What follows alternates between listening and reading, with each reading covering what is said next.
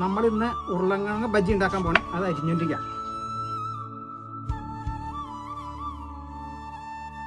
നമ്മൾ അല്പം കായം, മുളക് പൊടി, മഞ്ഞപ്പൊടി, അല്പം മഞ്ഞപ്പൊടി, കടലമാവ്,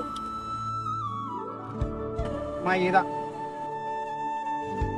ഉപ്പ് ആവശ്യത്തിന്,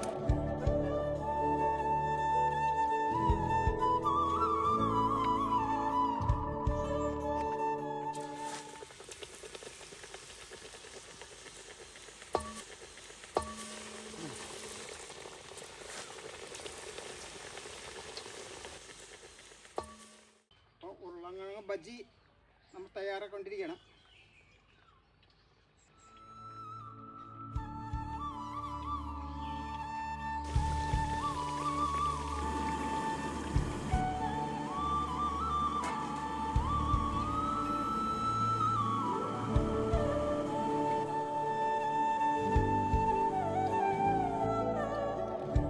അപ്പോൾ സുഹൃത്തുക്കളെ, നമ്മുടെ ഉരുളക്കിഴങ്ങ് ബജ്ജി റെഡി.